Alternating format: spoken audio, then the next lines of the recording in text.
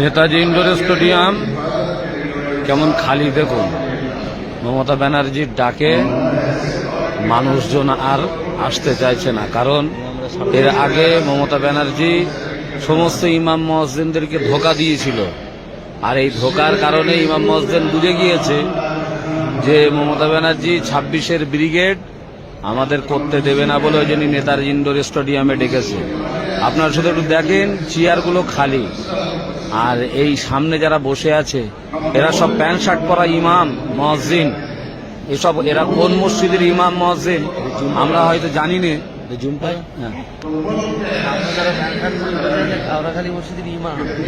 এখন দেখেন শুধু চেয়ারগুলো দেখেন ফাঁকা, কেমন দেখেন। ইমাম মুয়াজ্জিন একই রকম টুপি,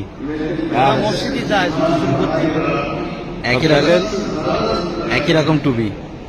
এটা বলে দাও, দেখেন সব খালি মাথায় বসে আছে, কিছু টুপি পরে আছে, সব একই রকম টুপি, সব একই রকম টুপি। এদেরকে কোনো এক দল থেকে এই টুপিগুলো দেওয়া হয়েছে এদের মাথায় টুপি পরানোর জন্য। অরিজিনালি নেতাজি ইন্ডোর স্টেডিয়ামে ইমামরা বেশি আসেনি, সব থেকে বেশি এসছে প্যান্ট শার্ট পরা ইমাম মুয়াজ্জিন। আপনারা একটুখানি ভালো করে দেখেন, বুদ্ধিজীবীদেরকে ডেকেছে। এই সব বুদ্ধিজীবীরা, এদের বুদ্ধিজীবীদের বয়স হচ্ছে 13 থেকে 15 বছর বয়স। হ্যাঁ, এরা এসছে বুদ্ধি দেবে। আপনারা একটু ভালো করে দেখেন, একটু ভালো করে দেখেন।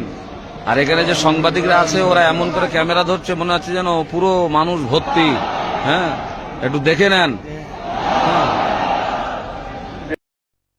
দর্শক দেখলেন, নেতাজি ইন্ডোর স্টেডিয়ামে মুখ্যমন্ত্রী যারা ইমাম আছেন, মুয়াজ্জিন আছেন, তাদের মুখ্যমন্ত্রী ডেকেছিলেন কেন? ওয়াকফ বিলের বিরোধিতা করার জন্য, যে এই ওয়াকফ বিল প্রত্যাহার করতে হবে, আমরা মানি না। ইমামদের নিয়ে বৈঠক ডেকেছেন মুখ্যমন্ত্রী নেতাজি ইন্ডোর স্টেডিয়ামে। এবং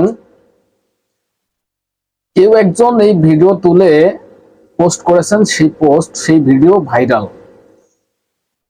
আপনারা দেখলেন যে চেয়ার পুরো ফাঁকা, এবং ভিডিওতে আপনারা শুনলেন যে যারা ওখানে সাংবাদিক ছিলেন তারা এমন ভাবে ক্যামেরা ধরছেন, মনে হচ্ছে যেন পুরো লোক আর লোক, মাথা আর মাথা, শুধু টুপি আর টুপি এরকম মনে হচ্ছে। কিন্তু যেটা রিয়েল ছবি সেটা কিন্তু আপনারা দেখলেন।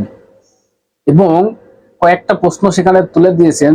জানি না ইনি ভিডিও তুলেছেন বা ভিডিও করেছেন কে এই ব্যক্তি, ইমাম না কি, না কে ঢুকেছেন, কোন ভাবে ঢুকেছেন জানি না। তবে তার মনে প্রশ্ন জেগেছে, সে ভিডিও তুলে ভাইরাল করেছে।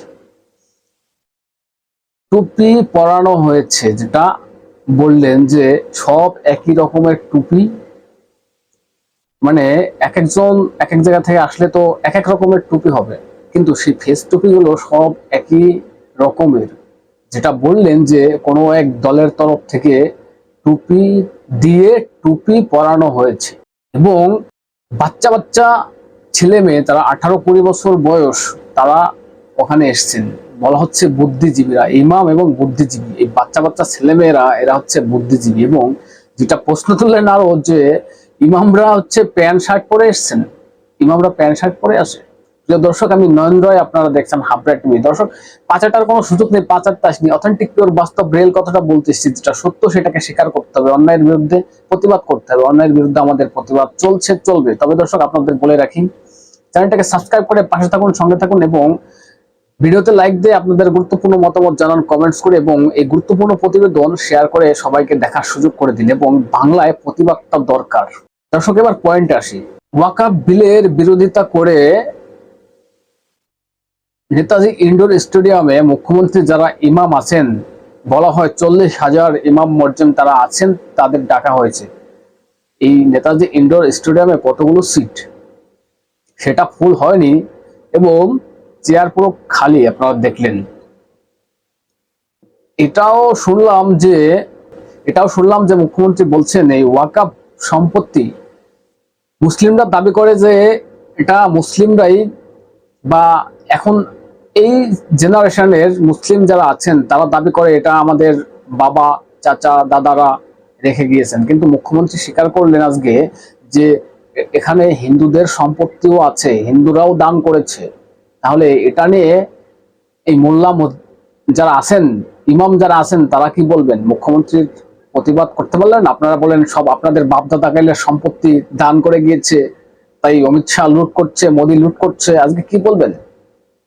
আজকে কি বলবেন ইমামরা? সেখানে বলছেন, মুখ্যমন্ত্রী নিজেই বলছিলেন, আমি হয়তো দর্শক আপনাদের শোনাইনি, যে বলছেন যে এখানে হিন্দুদের সম্পত্তিও আছে, হিন্দুদের সম্পত্তিও আছে। তবে দর্শক, আপনারা ভিডিওটা দেখলেন যে একই রকমের ফেস টুপি, তাহলে এরা কারা?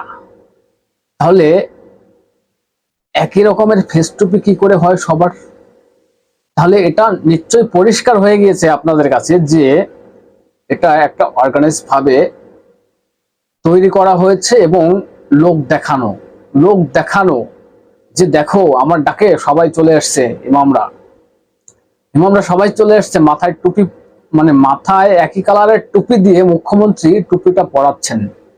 দর্শক, আপনারা দেখেছিলেন যে যারা শিক্ষক ছিলেন তাদের ডেকেছিলেন মুখ্যমন্ত্রী, সেখানে ভিডিওটা আপনারা দেখেছেন। যারা চাকরি হারায়নি তারা ওই নেতাজি ইন্ডোর স্টেডিয়ামে এসেছিলেন এবং লিপস্টিক পরে সব সেজে গুজে এসেছিলেন। তাদের দেখে মনে হয়নি তারা চাকরি হারিয়েছেন, এবং বলা হয়েছিল যে চাকরি হারা পরিবার, মানে তাদের তরফ থেকে এসছে। ভাবুন, সেখানেও আপনারা দেখেছিলেন চেয়ার ফাঁকা। এই ইমাম মর্জেমরা যারা আছেন তারা কতদিন আর এইভাবে টুপি পরবেন? মুখ্যমন্ত্রী কত ভাবে এদের টুপি পরাবে? এই ভিডিও তো পরিষ্কার বুঝিয়ে দিচ্ছেন যে মুখ্যমন্ত্রীকে কজন সাপোর্ট করছেন, বা কজন সমর্থন করছেন। এটা এই ভিডিওতে পরিষ্কার। শুধু লোক দেখানো, শুধু লোক দেখানো, কিছুই করতে পারবেন না আপনি। ওয়াকফ বিল নিয়ে এটা কেন্দ্রীয় সরকারের একটা আইন, দেশে আইন হলে আপনি মানবেন না? আপনি কি মনে করেছেন পশ্চিমবঙ্গটা বাংলাদেশ, পাকিস্তান? পশ্চিমবঙ্গটা কি বাংলাদেশের কোনো অংশ না পাকিস্তানের কোনো অংশ? মুখ্যমন্ত্রী বলছেন আমি এটা মানি না, আদালতের আইন আমি মানি না, এগুলোও বলেন। তাহলে পশ্চিমবঙ্গটাকে বাংলাদেশ করে ফেলছেন নাকি পাকিস্তান করে ফেলছেন আপনি? যে আপনি আইন মানবেন না, আপনি একজন মুখ্যমন্ত্রীর চেয়ারে শপথ নিয়ে বসেছেন, সংবিধান মেনে শপথ নিয়েছেন যে, আর আপনি বলছেন এই আইন আমি মানি না, পশ্চিমবঙ্গে কার্যকরী করতে দেব না। আপনি কাঁচকলা পারবেন, কাঁচকলা, শুধু ওই মুসলিমদের টুপিটাই পরাতে পারবেন, এরকম টুপি দিয়ে। দর্শক কি বলবেন? আপনাদের গুরুত্বপূর্ণ মতামত জানাবেন কমেন্টস করে, এবং নজর রাখবেন হাবড়া টিভিতে। চ্যানেলটাকে সাবস্ক্রাইব করে পাশে থাকবেন, সঙ্গে থাকবেন। দেখা হচ্ছে নেক্সট কোনো ভিডিওতে। ততক্ষণ সুস্থ থাকুন, ভালো থাকুন।